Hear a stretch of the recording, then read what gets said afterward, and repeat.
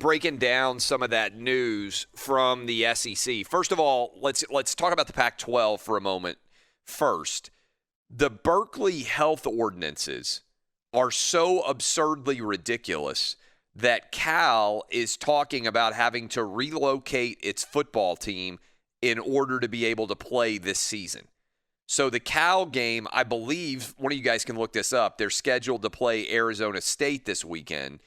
Due to contact tracing rules, it seems unlikely that Cal is going to be able to play for a second straight week, which would mean that now they're down to whatever it is, 5 games, even if everything went flawlessly. So this is a major issue for the Pac-12 in general, how ridiculous these rules are. And the contact tracing rules in the SEC are what has required the postponement of LSU at Alabama, Texas A&M at Tennessee, and Auburn, Mississippi State. So all 3 of those games have now been postponed in the SEC. Now, Texas A&M, Tennessee, and Auburn, Mississippi State are relatively easy to make up because the SEC built in an extra week on December 12th. The challenge with LSU is they have already got a game right now scheduled on December 12th against Florida.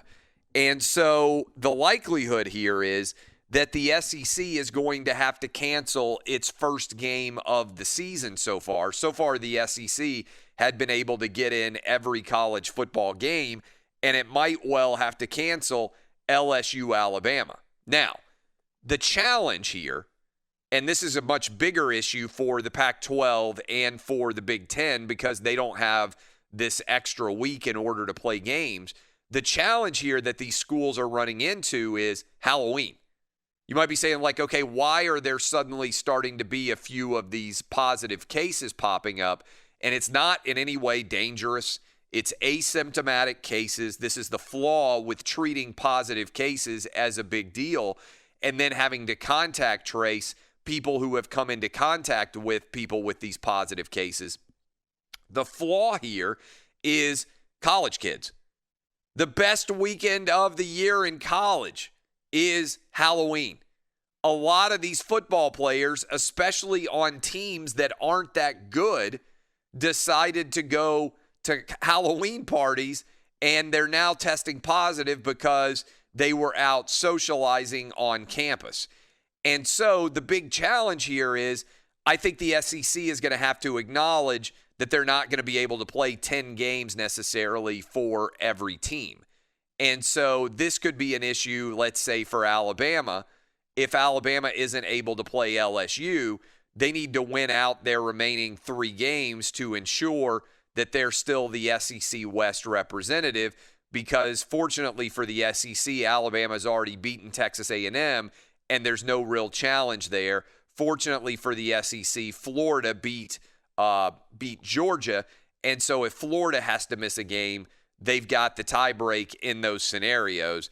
But this whole contact tracing business, as if positive cases are in some way a danger for college football programs, knock on wood, always crazy things can happen.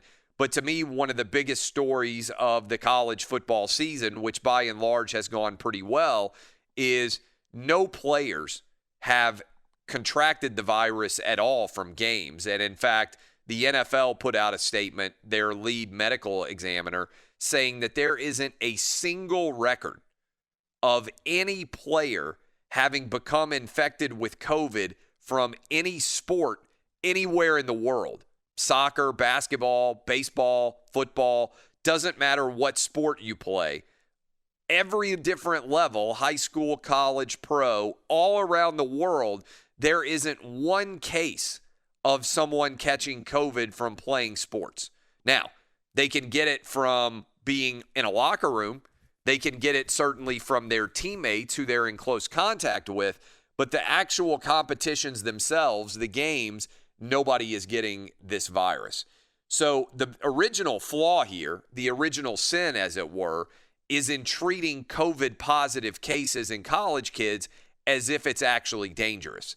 So far, again, knock on wood, Not one player in the entire country has had a severe health relationship with COVID.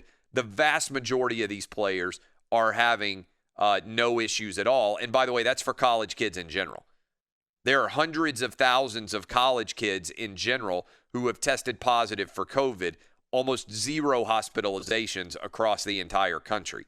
Now, some people have underlying health concerns, a tiny, tiny percentage, but the average college kid, and I've been beating this drum for months, the average college kid is under more danger from the seasonal flu than they are from COVID.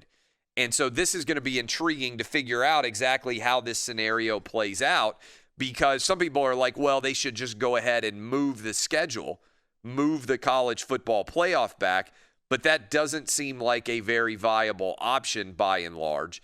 And so I think what we're going to end up with eventually in the SEC, although we have not seen it so far, is a few games are going to get canceled. Now, given the fact that the SEC, the ACC, and the Big 12 are trying to play 10 conference games each, and the fact that the Big 10 is playing 8, and many different Big 10 teams will end up playing fewer than 8, and that the Pac-12 is only playing 7, and many different Pac-12 teams will end up playing fewer than 7, if an Alabama or a Texas A&M or a Florida, who are the 3 teams that are contending for the college football playoff still in the SEC, end up playing 9 games, they're still playing more than the Big 10 and the Pac-12, and I don't think that's going to overall impact things very significantly. The other thing they could do is for the teams that are not playing in the SEC title game or a title game in general on December 19th, they could also play some of those other games on December 19th. In other words, right now it looks like Alabama and Florida are going to play on December 19th.